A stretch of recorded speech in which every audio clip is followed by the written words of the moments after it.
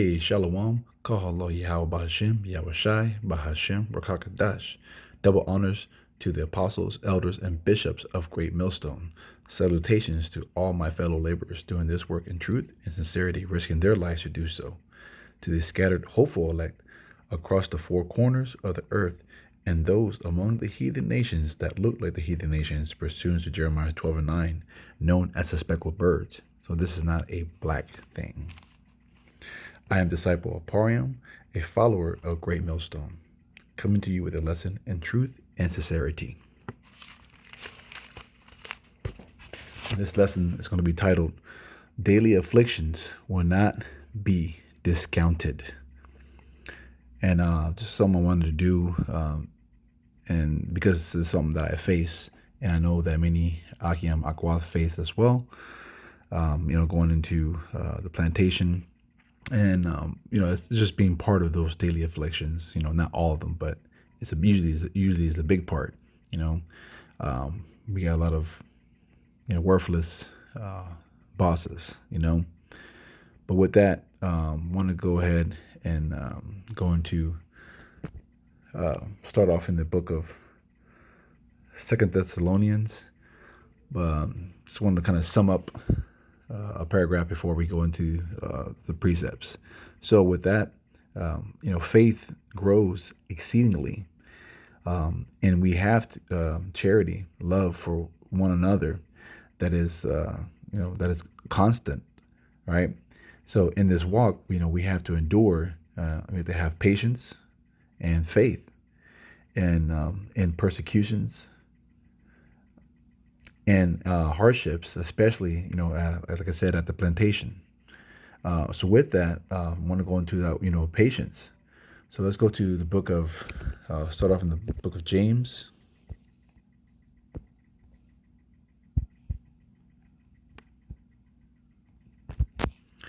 All right, so be James chapter 5, and we'll go through verses 10 and 11 and read that.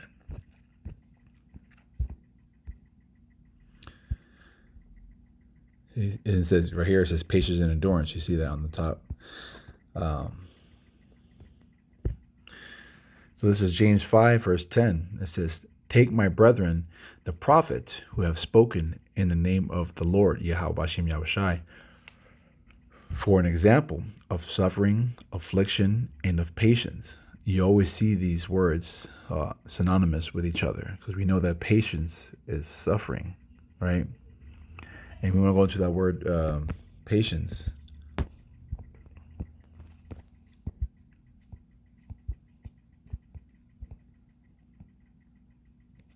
Strong's G 3115. And I'm going to press the button on this one. Strong's G 3115. Makrathumia. Makrathumia. Makrathumia. Yeah, I looked at that one. I had a second guess on that one. It's lucky. But so basically, you see this. This is patience, endurance, steadfastness, perseverance. All right. Let's see. Long suffering, right? Patience. You have to have patience in this walk and endure and suffer, right? And then I wanted to go into that word faith that I was going to in the beginning. So let's go to the book of Hebrews.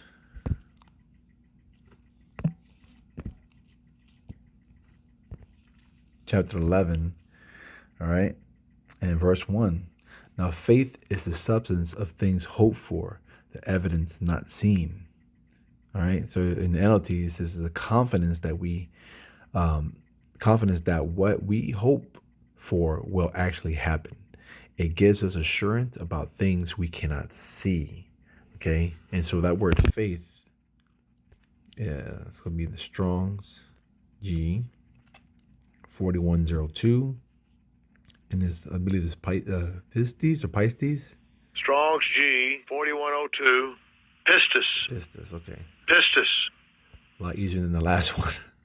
All right, so it's a conviction, the truth of anything. All right, the belief respecting a man's relationship with to Yahweh and divine things, generally with the included idea of trust and holy fervor, born of faith and joined with it. Okay,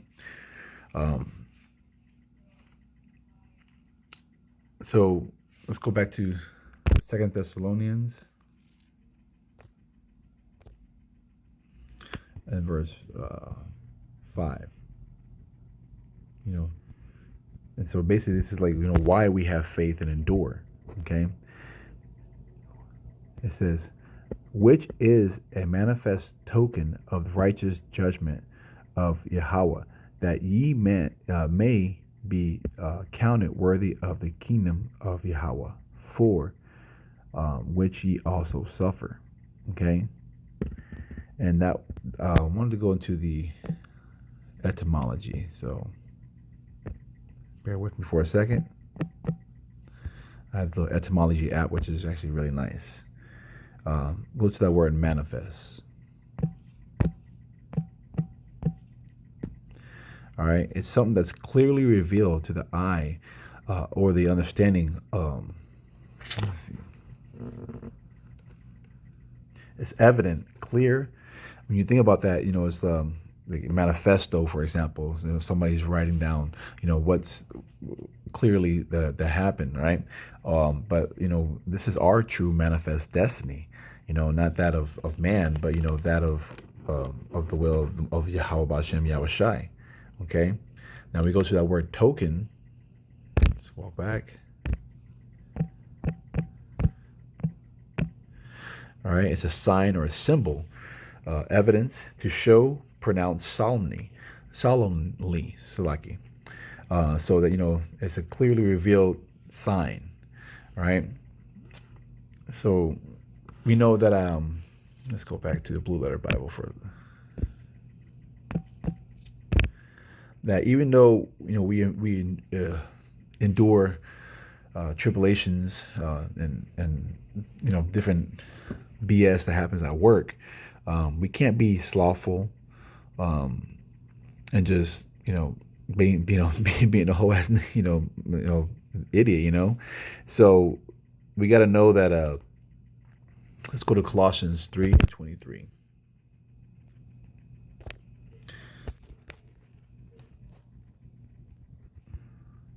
All right, and so this is the attitude you're supposed to have.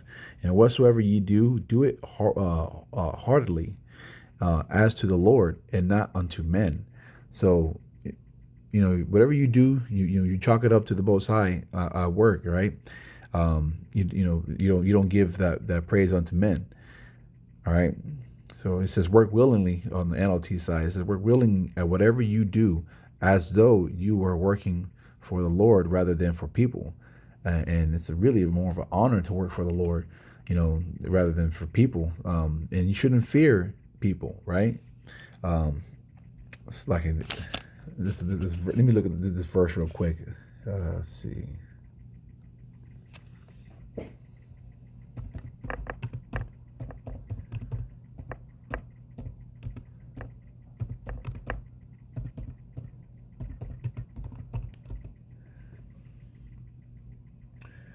Okay, so there it is. Let's go to Matthew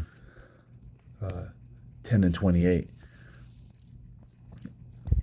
And this is one I didn't have written down, so I'm just kind of going through the spirit right now. There's something that I remembered, and call Allah Yahabashim El Shai. That you shouldn't fear people, right? And it's Matthew 10:28. Fear not them which can kill the body, but are not able to kill the soul, but rather fear him which is able to destroy both soul and body. All right, and hell is not an actual place, but that's talk about hell is here. These are conditions played out here on earth. Okay, so yeah, you shouldn't fear people, man.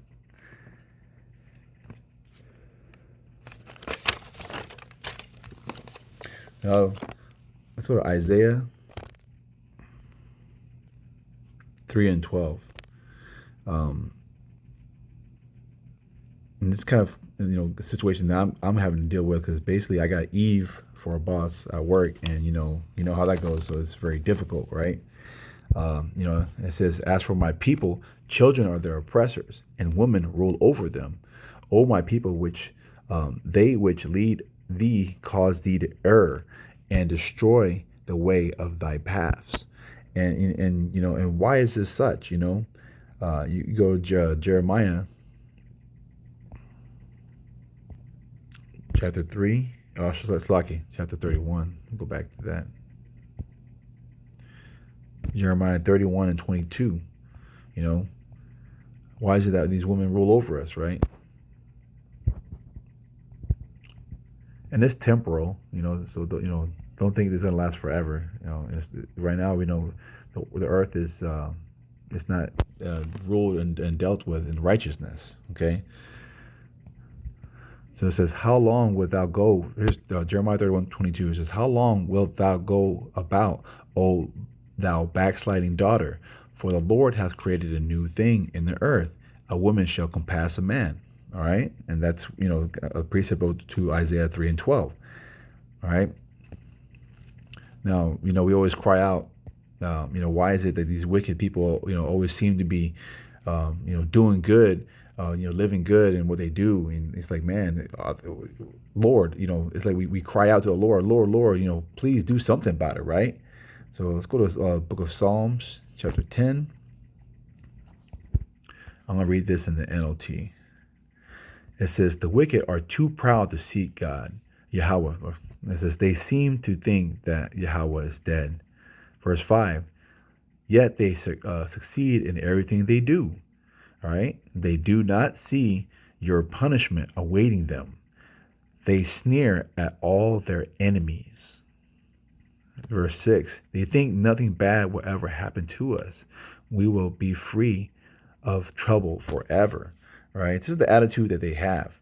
They don't consider the things of the Lord. It's not in their daily walk and their daily thoughts. Okay. But the Lord, He hears our requests. And that's done via prayer. So I want to go to 1 John